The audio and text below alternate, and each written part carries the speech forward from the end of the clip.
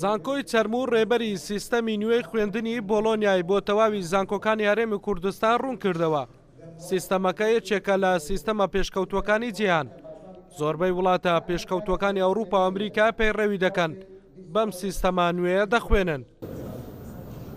ئێمە وەک وەزارەتی خوێندنی باڵا توێژینەوەی زانستی بە گرنگیەوە دەڕوانین ئەم پرۆژەیە و پەیامی سەرەکی ئەم وەرشۆپە بریتیە لە هاندانی گشت زانکۆ و پەیمانگا حکومی و تایبەتەکانی کوردستان بۆ جێبەجێکردنی سیستەمی بۆلۆنیا لە ئایندەیەکی نزیکدا و ئەمڕۆژ سەرجەم دروستکەرانی بڕیار لە خوێندنی باڵا ئامادەن لەم وەرکشۆپە و هیوادارین هاوکار و هەماهەنگ بن بۆ سەرخستنی استراتیجەتی وەزارەت کە لەم ڕێگەیەوە دەتوانین خزمەتێکی گەورە بە بەرەو پێشبردننی کەرتی خوێندنی باڵا بکەین و بتوانین کواڵەتیەکی بەرزی خوێندن بۆ قوتابیان و خوێندکاران دەستەبەر بکەین.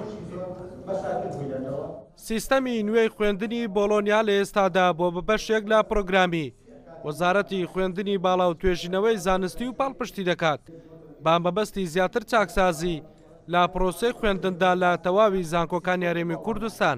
سیستەمی بۆلۆنیا وەڵامی ئەم شتانە ئەداتەوە. یەکێک لە خاڵە باشەکانی ئەم سیستەمە بریتی هەمی بە تەواوەتی بە زمانی ئینگلیزیە. یعنی سیستەمەکە بە تەواوەتی بە زمانی ئینگلیزیەواتە هەر خوێندکارێک لەم پرۆسەیە کەوا تەخەڕوج ئەکات جگە لەو شادەی لە اختصاسی خۆی وەری ئەگرێ ئەتوانین پێ بڵێن شادەیەکی لە زمانی ئینگلیزیە هەیە کە ئەمە زۆر هەلێکی باشە بۆ ئەوەی بتوانێت خوێندکار لە دەرەوە هەلی کاری پێدابین بکات لە ڕووی زمانەوانی چونکە زمانی تەواوە لەوەیە. طبعاً یەکێک لە خاڵە باشەکانی کە ئەم سیستەمە ئەوەیە کە بە تەواوەتی تێکەڵە لەگەڵ مارکێتین. یعنی پەیوەندیەکی زۆر گەورە دروست ئەکات لە بینی مارکێتین و لە بینی زانکۆکانە. زانکۆی چەربوو وەک یەکەم زانکۆی حکومی لە هەرێمی کوردستان و عێراق لە ساڵی خوێندنی 2017-2018ەوە پەیڕەوی سیستەمی نوێی خوێندنی بۆلۆنیای کردووە و بووە بە بەشێک لەو بەرنامەیە و بەردەوامیشی پێدەدات.